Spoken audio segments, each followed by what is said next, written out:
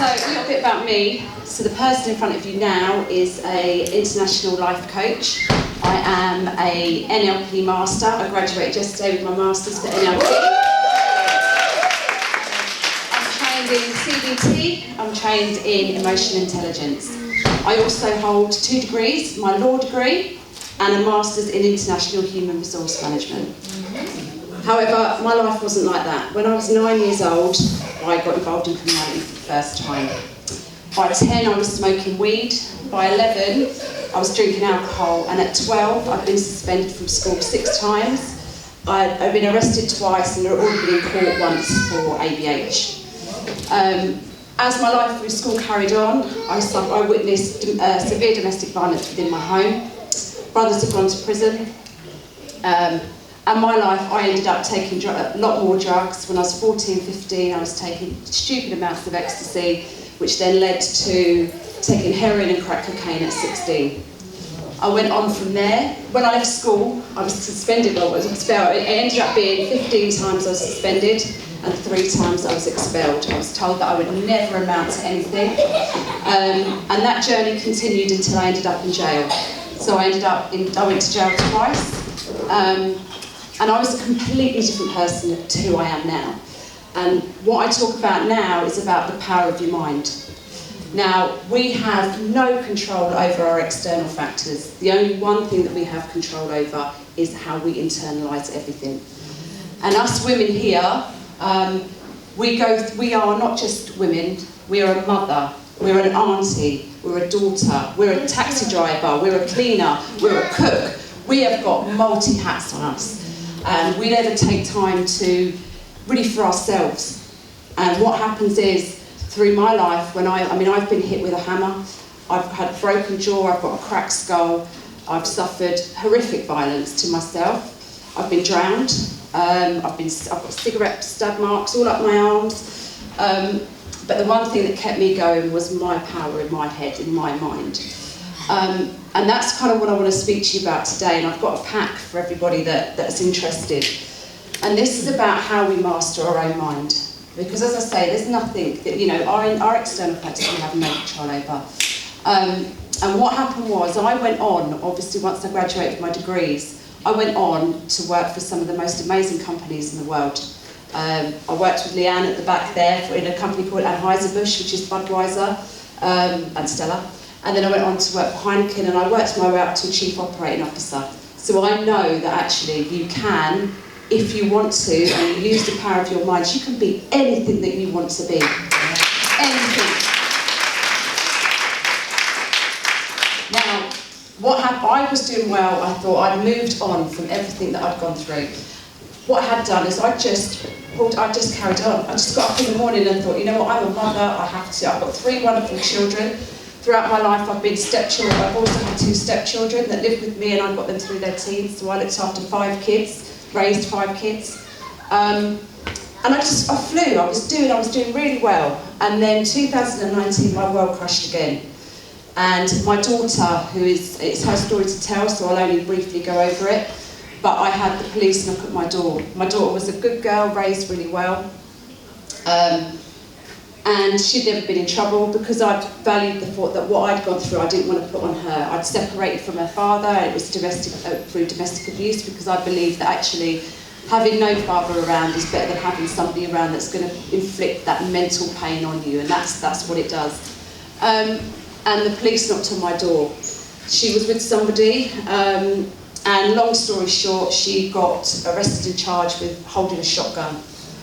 And she went to prison, and that for me, considering it was her first offence, was the hardest thing in the world, because I tried so hard to turn my life around, so hard. And to see that, I then began to think, actually, is this me?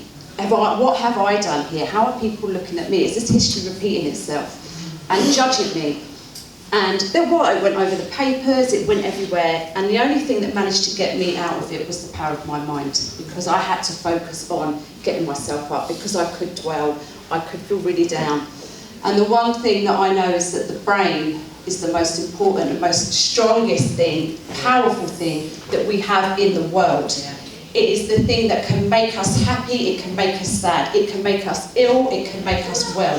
It can make us, it can give us feels of it. We can feel wealth if we feel powerful in our mind. Now, what I've got here is something which is, it's called the Pyramid of Mastery. And this is about managing our internal ourselves and how we get there. And there are 7 steps to how we get there. And it is, we have to think about our physical health. Because although we think actually it's all about in our mental health, it's not. There is steps to it. Our mental health is controlled by our physical self, our emotions, our relationship, our time, our job, our finances, and actually how we give back. They're all contributors. But when we look at our life, we can say actually, when we look at life, we just see it as just life as it is. But when we break it down and to those areas and look at how much time we give ourselves in those areas and we put it on a wheel, that wheel might not go round. And what happens is, if we don't put the right amount of time and the right amount of effort into each area of our life, when we get a bump in the road, we feel that bump in the road. That's what brings us down and that's what can move us. So this here, which everyone can take away if you want, it's the wheel of life, and I urge you all to do it. I really will urge you just to have a look at this wheel of life. There are instructions in there. And what this is, I want you to mark each area of your life. So how are you with your physical body? Because your physical body is the most important thing because that controls us. So if we are not feeling well, then our emotions are out, then we're cranky in our relationships, then we've got no time because we're in bed and we're not working. Again, our emotions, the quality of our emotions is the quality of our life. If we're not in a good emotional state, then we'd end up being cranky. We end up not having time. So look at that. Look at how many areas you are. And I ask you to mark yourself. An honest look at it and mark yourself. And sit down and say, actually, where am I with my physical body? Do I exercise? Do I eat healthy? Do I give myself time to rest? Then your emotional health. Where are you with your emotions? Are you happy all the time? Are you sad all the time? Can somebody have power over you? Can somebody change you at any given moment? Because if they can change you at any given moment and make you sad, then you're not in control of your emotions. So have a look at that and see where you rate on that. Your relationships, your intimate relationships. I mean, relationships with your family and friends are really important. Your intimate relationships, if you're in them, think about what power they have. Because if you have a row with your partner and you don't feel happy, then what happens then is the rest of your life gets out of sync. Then you feel sad, you might take a day off work, then you might not have time, you're stressing and all of those other things. Your time, that's wealth. How much time do we have? We're so busy looking at all the other stuff. We don't have time. We don't have time for ourselves because we're a taxi driver, because we're a cook, because we're a cleaner. But time is the most important thing. So look at time, look at how much time you have. And then I also urge you to look at your screens and put for a week, if you're on your smartphones, put a screen audit on there, how much time you spend on your phones, and then tell me that you don't have time for something, to have that bar, to take that time for yourself. Yeah? Yeah. And then also your work, because that's a massive factor, is your work. Now, is it your work? Is it your career? Or is it your mission? Because if it's your work, you're just working, because you have to work. And work is said in a negative way, I've got to go to work. If you've got a career, you're climbing, you've got aspiration, you're going to climb, this is my career, I want to move forward. But if it's your mission, you're feeling fulfilled. Like, my mission now is to help as many people as I can, give them the tools so they don't need to suffer. That actually, if we get into our mind and control our mind, then we can have a fulfilled life, and that's ultimately what it's about. And then your finances. Look at your finances, and be honest with that. You have to be honest with your finances. Are you in a happy place? Are you satisfied? And then your celebration and contribution, and that could be your faith, that could be about giving back, giving your time, giving your money, giving what you have. And then when you look at that wheel, if that is round, in as much as it can be, you're living an okay life, you're good, you're blessed, everything's cool in the world. But if that's bumpy, then there are your areas that you need to focus on. And when you focus on those areas, your emotional health, your mental health, all of that will improve, and your happiness will improve. So, yeah, that's just a little bit about me. I've also got some success packs, because I think these are really important, is to write down where you are now and where you want to be. Also on this wheel, this one here, there is a thing at the back where it's a gap chart, which is where that's it there. And what that is you write down where you are right now, an honest opinion, and then where you want to be, and then look at the steps there on how you get to where you want to be. And it's about you. It's about mastering your internal self, because we've got it hard. You know, this is International Women's Day, and we've got it hard. We've gone, all of you. I've heard some amazing stories today, and I've heard just like the adversities you've overcome.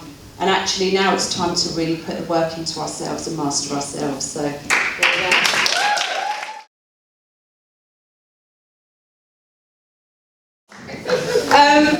So my name is Samara. I'm 25 years old. I'm born and raised in Luton. Kind of trying to figure out how to kind of like start. So I'm a mum of three children. You can see one's crying currently. You can hear him. I'm a mother of 3 children. So I first became a mum when I was 16. I had a stillborn son. And that for me, that being my first encounter like with motherhood, it was just really. Are you coming? Come on. So this is my son Azari. So yeah, my first encounter of being a mum, it was obviously the most difficult.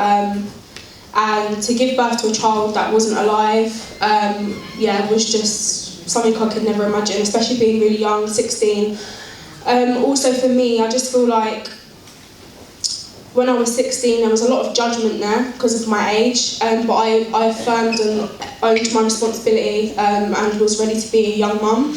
I don't like that term though, by the way, but I do have to say it, obviously. And the reason I don't like the term young mum is because I do the same job as a mother of another, like older than me, if that makes sense. So I just don't like that term at all, and I do want to try and break that. So yeah, when I was 16, I had a stillborn, my son Reed and Kai, and then I buried him on the 4th of June, and then my mum died on the 9th of June. So yeah, the proximity for that was just, I actually thought, it sounds bad, but I actually thought I was being pranked, because I just couldn't imagine losing my mum just after burying my child. So yeah, it was just really difficult. I lived in like shared housing and stuff like that, hostels and stuff, from when I was 16 as well. 15. So I've lived on my own for like 10 years now. I was told, obviously, when I had my son, that I wasn't going to be able to have any more children, but obviously, as you can see, that was a complete lie. So I am really, really blessed and grateful to be given the opportunity to be blessed with 2 more children. I'm always told as well that, oh, you know, you're a mum of 2, and I just have to correct people. No, actually, I'm a mum of 3 children. My son was my firstborn, and I will always, you know, claim him as my firstborn son, regardless. He was still a child, he was still my son. So yeah, that's another thing I kind of want to encourage anyone who has an angel child, like, own it. You know, even if your child didn't live on this earth, that's still your child at the end of the day. So I just want to like make that clear. But mummy's talking, darling. Would you like to say hello? No? Okay, he's shy.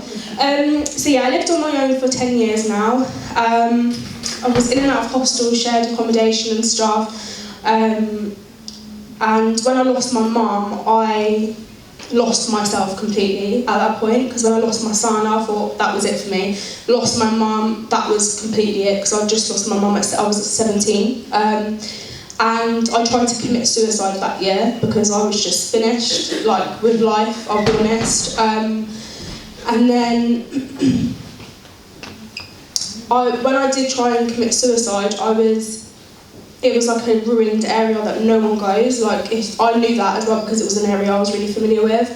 And it was about 5 o'clock in the morning, and there was a couple walking their dog, and they found me. So thank God for them people as well, because obviously I'm here today.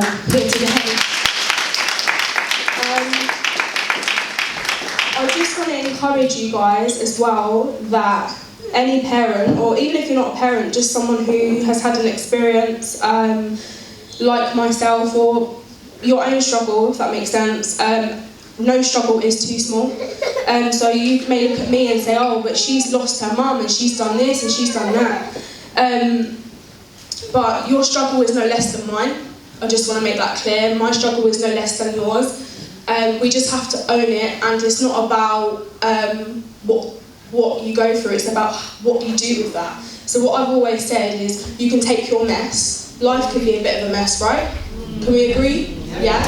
But you take your mess and you can make it so beautiful. You know, I didn't expect or plan to be a single mother of well, 3 children, but a single mother of 2 children. I didn't expect it, didn't plan it. But, thank you. Do you want to sit down? Come sit down.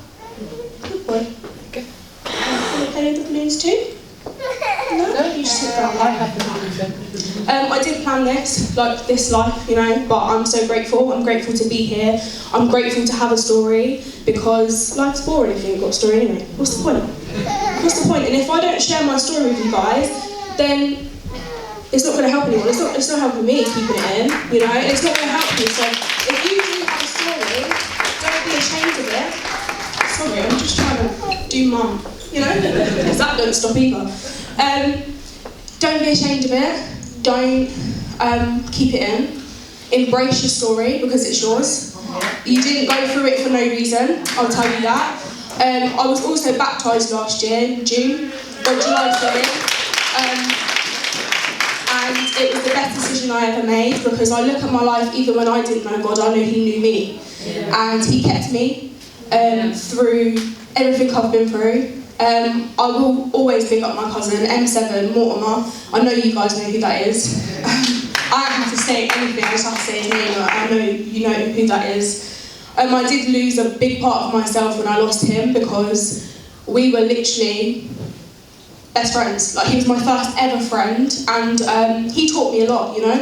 He taught me that it's okay to share your story. He taught me that it's okay to share your struggles. It was in his music. Please listen to his music. I do when I can, because obviously it can be quite hard for me.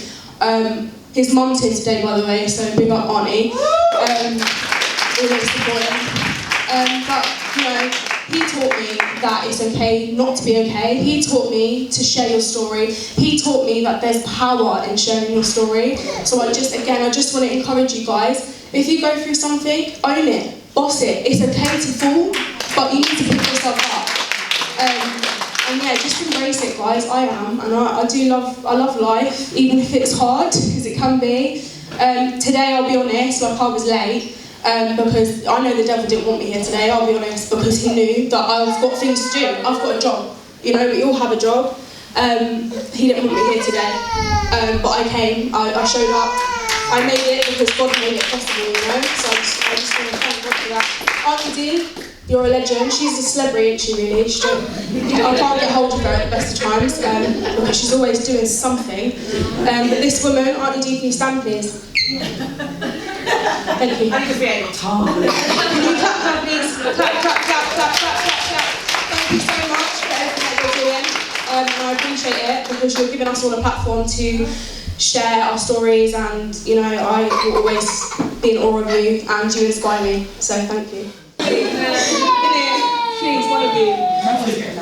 No? None of you? One's coming. Big up godparents as well, yeah, because without them, don't know where I'd be. Oh, he can stand. Is he standing? Yeah, you want to stand here then? Okay. I'm just going to sing a song, obviously. I am a singer-songwriter from Luton, and I'm just going to do a medley of gospel for you, because, yeah, it's actually God that got me through everything that I've obviously been through. Like I said, Kel, sorry, but he's just not having it. We'll take him outside, of course. Mum's got to sing, darling. I know. Yeah. Sorry, parenthood calls.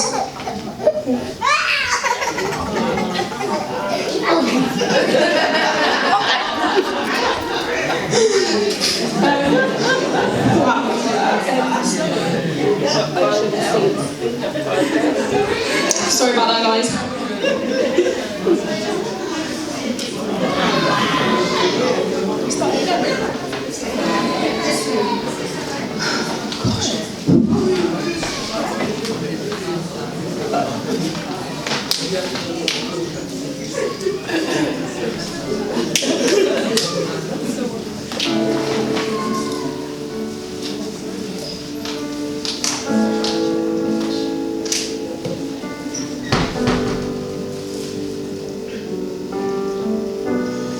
call me out upon the waters, the great unknown, where feet may fail. And there I find you in the mystery, in oceans deep, my faith will stand, and I will call upon your name, and keep my eyes above the waves. When oceans rise, your soul rests in your embrace, for I am yours, and you are mine.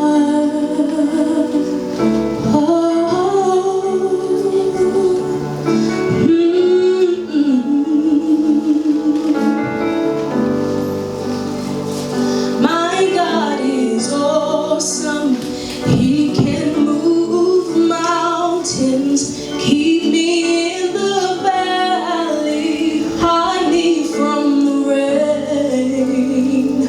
My God is awesome, Savior of the whole world, giver of salvation. By His stripes I am healed, and I will call upon your name, and keep my eyes above the waves. When oceans rise, your soul rests in your embrace, for I am yours, you are mine.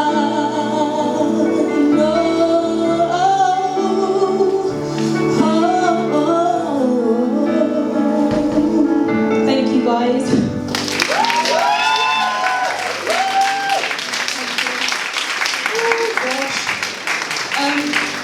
I'm going to do Inside Out, but I'm not going to do the whole song because I'm aware of time. But can you stand up, please? Because this is my own song. It's the first ever single I released. Auntie Dee likes this one. Yeah, can I have some volume on this one, please? Yes, I'm there. Thank you. You guys have been waiting for this all day. It's on all social media platforms and music platforms as well, guys. Hey. Come on.